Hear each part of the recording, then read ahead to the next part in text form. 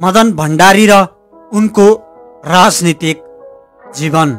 सामन्तवाद, साम्राज्यवाद र निरङ्कुशताबाट देशलाई मुक्त गरी नेपाल र आम नेपाली जनतालाई पूर्ण रूपले स्वतन्त्र र समृद्धिको शिखरमा पुर्याउने लक्ष्य प्राप्तिका लागि आफ्नो सम्पूर्ण जीवन समर्पित गर्ने राजनेता हुनुहुन्छ मदन भण्डारी। जननेता मदन भण्डारीले आफ्नो जीवनको महत्त्वपूर्ण समय अग्रगामी सामाजिक परिवर्तनको सिद्धान्त, विचार र कार्यक्रमहरूको प्रतिपादन, व्यवस्थापन र कार्यान्वयनमा सक्रिय पार्नुभयो। नेपाल कम्युनिस्ट पार्टी पुष्पलाल समूहको क्रान्तिकारी सांस्कृतिक सङ्घको केन्द्रीय सदस्यबाट विक्रम सम्वत 2028 सालमा सक्रिय राजनीतिक जीवन सुरु गर्नुभएका जननेता भण्डारीले विक्रम सम्वत 2029 सालमा सोही समूहबाट कम्युनिस्ट पार्टी सदस्यता प्राप्त गर्नुभयो। विक्रम सम्वत 2034 सालमा अखिल नेपाल क्रान्तिकारी कम्युनिस्ट कोर्डिनेसन कमिटीको केन्द्रीय सदस्य रहनुभएका जननेता भण्डारी विक्रम सम्वत 2035 सालमा स्थापित नेकपा मालेको केन्द्रीय सदस्य छानिनुभयो। जननेता भण्डारीले पार्टीभित्र आफ्नो सोच, विचार र वस्तुस्थितिको मूल्याङ्कन स्पष्ट व्याख्यासहित राख्न थाल्नुभयो। फलस्वरूप विक्रम सम्वत 2037 सालमा पार्टीको 7औं केन्द्रीय बैठकले विगतका उग्र वामपन्थी गल्तीहरू सच्याउँदै कमिटीको परिवर्तित परिस्थितिको ठोस विश्लेषण गर्यो। प्रक्रियावादी पञ्चायती व्यवस्थालाई पल्टाउन तत्कालीन अवस्थामा जनआन्दोलन र जनसङ्गठन निर्माणको कामलाई प्राथमिकता दिएर अघि बढ्ने निर्णय पार्टीले गर्यो। वर्ग शत्रु खत्तम नीति र क्रान्तिकारी संरचना हटाई जनतालाई जनसङ्गठनमा सङ्गठित गर्ने कार्य नीति पार्टीले अगाडि सार्यो। पार्टीभित्रका महत्त्वपूर्ण सवालहरूमा पैदा भएका वैचारिक विचारहरूमा उहाँको सक्रिय सहभागिता रहँदै आयो। आफ्नो सैद्धान्तिक क्षमता र राजनीतिक नेतृत्वकै भूमिकाका कारण विक्रम सम्वत 2041 सालमा उहाँ तत्कालीन नेकपा मालेको पोली ब्युरो सदस्यमा निर्वाचित हुनुभयो। नेपाली कम्युनिस्ट आन्दोलनभित्र मदन भण्डारीले आधारभूत वर्गका जनताबीच क्रान्तिकारी धारणालाई स्थापित गर्दै दक्षिणपन्थी अवसरवादी र बुर्जुवा कार्यशैली विरोध सङ्घर्षलाई दृढतापूर्वक अगाडि बढाउनुभयो। तत्कालीन वस्तुस्थितिको ठोस र मौलिक सोचहरूको विकास गरी नेपाली जनताको आन्दोलनलाई अघि बढाउने हिम्मत गरेकै कारण विक्रम सम्वत 2046 मा आयोजित नेकपा मालेको 4औं महाधिवेशनले नेता भण्डारीलाई महासचिवमा निर्वाचित गर्यो। मदन भण्डारी महासचिव भएपछि इतिहासमा कहिल्यै एकताबद्ध हुन नसकेको वामपन्थी शक्तिहरूलाई गोलबन्द गर्दै प्रजातन्त्रको पुनर्बहालीको निम्ति संयुक्त वाम मोर्चा गठन गर्न अग्रणी भूमिका खेल्नुभयो।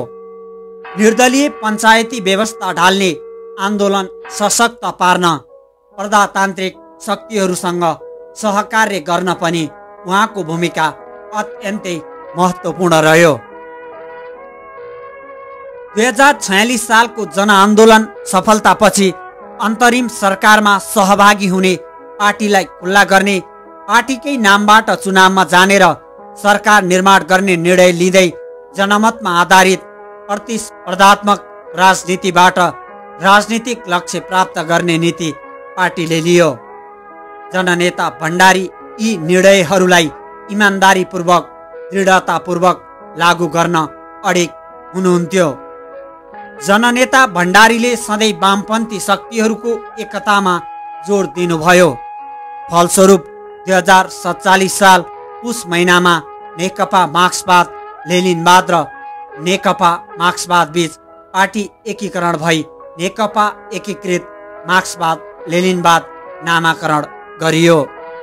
नयाँ पार्टीको अध्यक्षमा मनमोहन अधिकारी र महासचिव जननेता मदन भण्डारी रहनुभयो। स्पष्ट विचारका सम्प्रेषक र प्रखर वक्ताका रूपमा स्थापित भण्डारी 2048 सालको प्रतिनिधि सभाको निर्वाचनमा काठमाडौँको 2वटा क्षेत्रबाट निर्वाचित हुनुभयो र उहाँको पार्टी जनमतबाट दोस्रो ठुलो राजनीतिक शक्तिको रूपमा स्थापित भयो। जननेता भण्डारीले संसदभित्र जिम्मेवार प्रतिपक्ष दलको सदस्य र पार्टीको महासचिवको रूपमा सशक्त प्रभावकारी भूमिका निर्वाह गर्नुभयो। राष्ट्रियताको रक्षा र सम्वर्धनको निम्ति संसदभित्र उहाँद्वारा व्यक्त देशभक्तिपूर्ण विचारले उहाँलाई राष्ट्रवादी नेताको रूपमा व्यक्त गर्यो। सिद्धान्तको लागि जीवन होइन, जीवनका लागि सिद्धान्त हुनुपर्छ भन्ने नेता भण्डारीले मुलुकको विशिष्टतालाई हेरेर नेपाल कम्युनिस्ट आन्दोलनको रक्षा र विकासका लागि जडतालाई तोड्दै शास्त्रीय मार्क्सवाद रचनाहरूभित्र सृजनात्मक सोचको क्षितिज खोज्नुभयो। कम्युनिस्ट आन्दोलनलाई मुलुकको प्रजातान्त्रिक आन्दोलनसँग गाँसेर भण्डारीले जनताको बहुदलीय जनवाद नामक नयाँ चिन्तन एवं धारणा अगाडि सार्नुभयो। संविधानको सर्वोच्चता, बहुलवादी खुला समाज शक्ति, पृथकीकरणको सिद्धान्त, मानव अधिकारको रक्षा, आवधिक निर्वाचन, बहुदलीय प्रतिस्पर्धात्मक प्रणाली, बहुमतको सरकार र संवैधानिक प्रतिस्पर्धा, कानुनी राज लगायतका विशेषता सहितका राज्य प्रणालीबाट कल्याणकारी जनवाद व्यवस्था, सुदृढीकरण, विकास र समाजवादमा संक्रमण गर्ने भौतिक तयारी सम्बन्धी ठोस दृष्टिकोणसहित जनताको बहुदलीय जनवादलाई भण्डारीले अगाडि ल्याउनुभयो।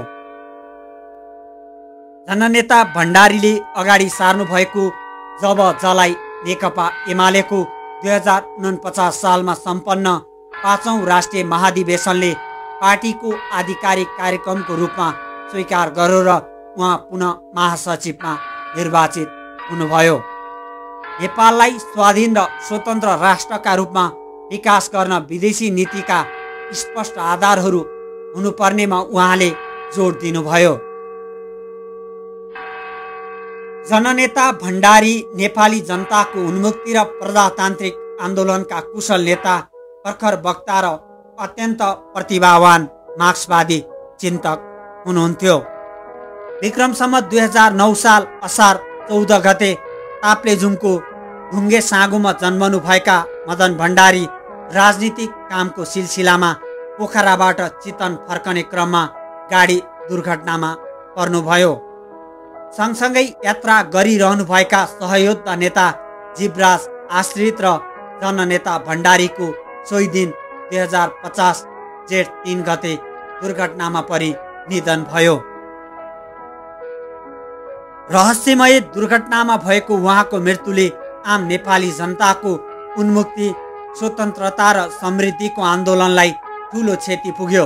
प्रभावशाली विचारक, चिन्तक र प्रखर सृजनात्मक क्षमता भएको जननेता भण्डारीको असामयिक निधनले नेपाली राजनीतिलाई अपूर्णीय क्षति पुगेको छ। जननेता भण्डारीको उपस्थिति भौतिक रूपमा नभए तापनि उहाँले प्रतिपादन गर्नुभएका विचारहरूले नेपाली राजनीतिलाई सधैँ मार्ग निर्देशन गरिरहेका छन्।